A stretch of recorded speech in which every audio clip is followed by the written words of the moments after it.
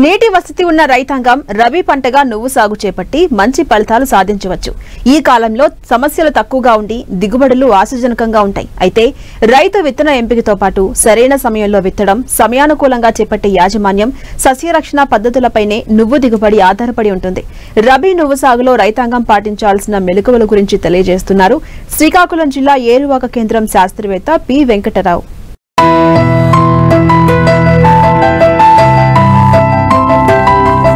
రబీ సీజన్లో రైతులు పండించే వాణిజ్య పంటల్లో ముఖ్యమైనది నువ్వు.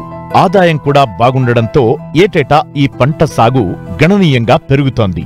నువ్వు గింజల్లో నూనె శాతం 45 నుంచి 55 వరకు, ప్రోటీన్ల శాతం 25 వరకు ఉంటాయి. వేసవి కాలంలో 2-3 నీటి తడులు ఇవ్వగలిగిన ప్రాంతాల్లో నువ్వు పంట సాగు చేసి రైతులు మంచి ఫలితాలు సాధిస్తున్నారు. నువ్వుల నూనెకు ఇతర దేశాల్లో మంచి డిమాండ్ ఉండటంతో ఎగుమతుల ద్వారా ఏటా మన దేశం 2000 కోట్ల విదేశీ మారక ద్రవ్యాన్ని ఆర్జిస్తోంది. ఉత్తర తెలంగాణ జిల్లాల్లో జనవరి 2వ పక్షం నుండి ఫిబ్రవరి 1వ పక్షం వరకు వేసవి నువ్వును విత్తుతారు. కోస్తా, రాయలసీమ జిల్లాల్లో డిసెంబర్ 1వ పక్షం నుంచి జనవరి 3వ వారం వరకు నువ్వు విత్తటం ఆనవాయితీగా వస్తోంది. వేసవిలో పండిన నువ్వులో విత్తన నాణ్యత అధికంగా ఉంటుంది. నువ్వు పంట సాగుకు తేలిక నేలలు, కండ కలిగిన నేలలు అనుకూలంగా ఉంటాయి. ప్రస్తుతం మార్కెట్లో తెల్ల నువ్వు రకాలు క్వింటా 8,000 నుంచి 9,000 ధర పలుకుతున్నాయి. ఎకరాకు 5 నుంచి 6 క్వింటాళ్ల దిగుబడి సాధించే అవకాశం ఉండటంతో వేసవికి అనుగుణంగా నువ్వు సాగు రైతులకు అత్యంత లాభదాయకం. అయితే ఆయా ప్రాంతాలకు అనువైన రకాల ఎంపిక, సకాలంలో విత్తడం, చీడపీడల నివారణలో సమగ్ర యాజమాన్య పద్ధతులు చేపడితే మంచి దిగుబడిని తీయవచ్చని చెబుతున్నారు శ్రీకాకుళం జిల్లా ఏరువాక కేంద్రం శాస్త్రవేత్త పి వెంకట్రావు. అపరాల సాగు సరిగా లేకపోవడం, అపరాలు ముఖ్యంగా మంచులకు దొరికిపోయి దిగుబడులు బాగా తగ్గిపోవడం, అదేవిధంగా అపరాల్లో కలుపు ఎక్కువగా పెరగడం వల్ల ఆ బెడద నుంచి కూడా సంరక్షించుకోవడం కోసం రైతులు ఎక్కువగా మనకి నువ్వు సాగు వైపు ఎక్కువగా మొగ్గు చూపడం జరుగుతుంది. అయితే ఇందులో మొగ్గులు చూపుతున్నారు కానీ సరైన దిగుబడులు ఆశించినటువంటి దిగుబడులు అంటే సుమారుగా 5 నుంచి 6 క్వింటాల వరకు మనకు దిగుబడి రావడానికి అవకాశం ఉంది. ఈ దిగుబడిని మాత్రం సాధించలేకపోతున్నాం. దానికి ప్రధాన కారణాలు ఏంటంటే సరైన యాజమాన్య పద్ధతులు, అంటే నువ్వుల్ని ఒక నెగ్లెక్టెడ్ క్రాప్ కింద కాకుండా సరైన యాజమాన్య పద్ధతులు కానీ చేపట్టినట్టయితే అధిక దిగుబడి సాధించడానికి అవకాశం ఉంటుంది.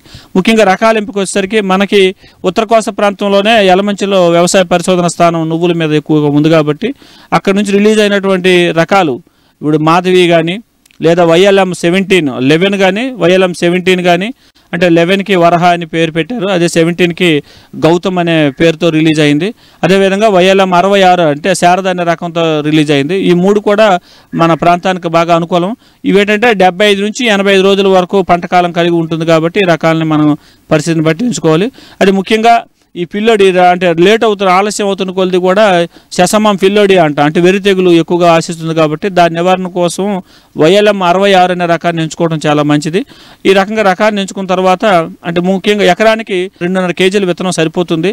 అయితే దీన్ని చల్లేటప్పుడు జాగ్రత్త అంటే నువ్వు నూకలు కానీ లేదా ఇసుక కానీ బాగా కలుపుకొని, అంటే 3 రెట్లు కలుపుకొని పొలంలో 2 సార్లుగా ఉత్తరకి దక్షిణకి, అదేవిధంగా తూర్పు పడమటికి 2 సార్లుగా మనం 2 భాగాలు చేసుకొని చల్లుకున్నట్టయితే మొక్కల సాంద్రత సరిగా ఉండడానికి అవకాశం ఉంటుంది.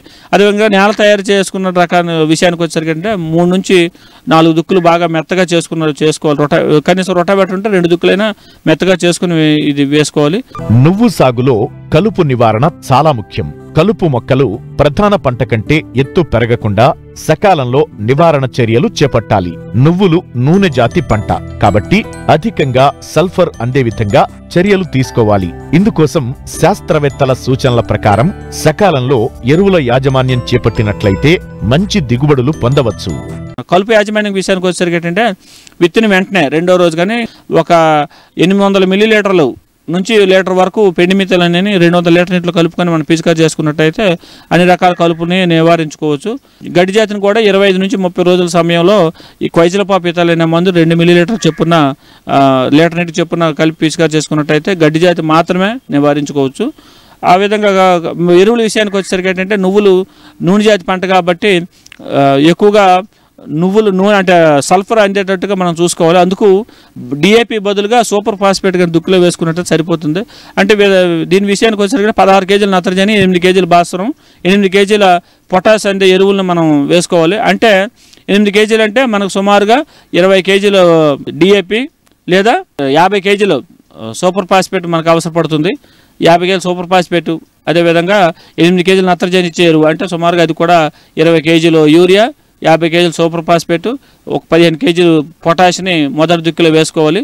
ఆ తరువాత 35 నుంచి 40 రోజుల సమయంలో రెండోసారిగా మిగతా నత్రజని సగభాగమును అలాగే పొటాష్ సగభాగాన్ని వేసుకొని కనీసం 2 సార్లుగా మనం ఎరువు వేసుకోవాల్సిన అవసరం ఉంది. ఈ సూపర్ ఫాస్ఫేట్ వేసుకోవడం ఏంటంటే ఇందులో సల్ఫర్ కంటెంట్, గంధకం కంటెంట్ కూడా ఉండి నూనె శాతం ఎక్కువ రావడానికి అలాగే కాయ బరువు పెరగడానికి అవకాశం ఉంటుంది. కాబట్టి ఈ పొటాష్ని కూడా 2 సార్లు వేసుకోవడం అంటే పూత కాత ఎక్కువ రావడానికి అవకాశం ఉంటుంది. కాబట్టి ఈ విధంగా ఎరువుల యాజమాన్యం చేసుకోవాలి. నువ్వు పంటకు చీడపీడలు ఆశించి నష్టం చేస్తుంటాయి. ముఖ్యంగా తొలి దశలో బీహారీ గొంగళి పురుగు, పొగాకు లద్దె పురుగు తీవ్ర నష్టం చేస్తుంటాయి. లేత మొగ్గ దశలో కోడు ఈగతో పాటు తెగుళ్లు ఆశించడంతో పంట దిగుబడులు తగ్గే అవకాశముంటుంది. కాబట్టి సకాలంలో సమగ్ర యాజమాన్య చర్యలు చేపట్టాలి. ఈ పొగాకు లద్దె పురుగు అనేది మొదటి దశలో ఎక్కడికక్కడ చివర్లు కట్ చేసి తినేయటం జరుగుతుంది. దీని నివారణ కోసం పొగాకు లద్దె పురుగు మరియు ఈ బీహారీ గొంగళి పురుగు అనే 2 పురుగులు బాగా ఉధృతంగా ఉండి తినివేయటం జరుగుతుంది. ఆకులు కన్నాలు పెట్టడం తినడం జరుగుతుంది. కాబట్టి ఈ రెండింటి నివారణ కోసం క్లోరోఫైరిపాస్ అయితే 2.5 మిల్లీలీటర్లు లేదా మోనోక్రోటోఫాస్ అయితే 1.6 మిల్లీలీటర్లు లేదా ఎస్పేట్ అయితే 1.5 గ్రాములు చొప్పున లీటర్ నీటికి చొప్పున కలుపుకొని పిచికారీ చేసుకున్నట్టయితే ఈ తప్పకుండా ఈ పురుగులని యాజమాన్య బారి నుంచి మనం పంటను సంరక్షించుకోవచ్చు. ఇంకొకటి ఏంటంటే ఈ పూత దశలో ఎప్పుడైతే పండగ తర్వాత మనకి వేసుకున్న అంటే సంక్రాంతి 15 తర్వాత వేసుకున్న రైతులు ఏంటంటే ఇప్పుడు కోడి ఈగ కూడా ఎక్కువగా ఆశిస్తూ ఉన్నదని చెప్పడం జరుగుతుంది. ఈ కోడి ఈగ ఏంటంటే మొక్క దశలోనే ఆశించి మొక్కను తినేయటం, పూత రాకుండా చేసుకోవడం, అలాగే గింజలన్నీ తాలు గింజలుగా జరిగిపోతాయి. కాబట్టి దీని నివారణ కోసం కూడా క్లోరోఫైరిపాస్ అయితే 2.5 మిల్లీలీటర్లు లేదా క్వినాల్పాస్ అయితే 2 మిల్లీలీటర్లు లేదా ఎస్పేట్ అయితే 1.5 గ్రాములు చొప్పున 1 లీటర్ నీటి చొప్పున కలిపిగా చేసుకున్నట్టయితే ఈ కోడి ఈగను కూడా సమర్థవంతంగా నివారించుకోవచ్చు. అదేవిధంగా ఇంకొకటి మనం ఇందాక చెప్పుకున్నట్టుగా వేరు తెగులు కూడా టెంపరేచర్స్ పెరుగుతున్నాయి అంటే ఉష్ణోగ్రతలు పెరుగుతున్న కొలది పోతాకాత రాకుండా పొలం చూడడానికి గ్రీన్గా అంటే ఆకుపచ్చగా కనిపిస్తుంది కానీ ఎక్కడా పోతాకాత ఉండదు. దీన్నే ఫిల్లోడి లేదా వేరు తెగులు అంటాం. దీని నివారణ కోసం అంటే రసం పీల్చే పురుగుల వల్ల ఇది ఎక్కువగా వస్తుంది. కాబట్టి మొదటి దశలో క్లోరోఫైరిపాస్ కానీ లేదా డైమెథియేట్ అని మనకు మార్కెట్లో రోగార్ అనే మందుని కానీ పిచికారీ చేసుకున్నట్టయితే నివారించుకోవచ్చు.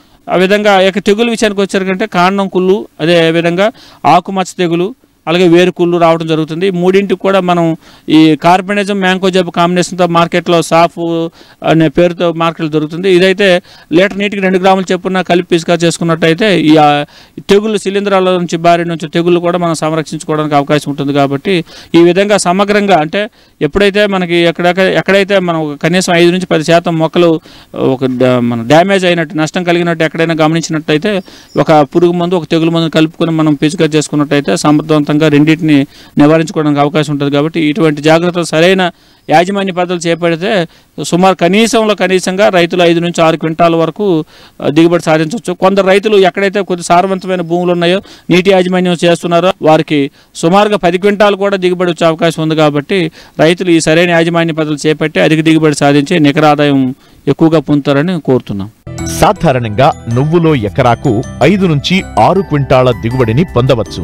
అయితే సకాలంలో సరైన నీటి తడులు ఇచ్చి 2 దఫాలుగా నీటిలో కరిగే ఎరువులను పిచికారీ చేస్తే ఎకరాకు 10 నుంచి 11 క్వింటాల వరకు దిగుబడులు తీసేందుకు అవకాశం ఉంటుంది. కాబట్టి శాస్త్రవేత్తల సలహాలు, సూచనలు పాటించినట్లయితే అధిక దిగుబడి పొందవచ్చు.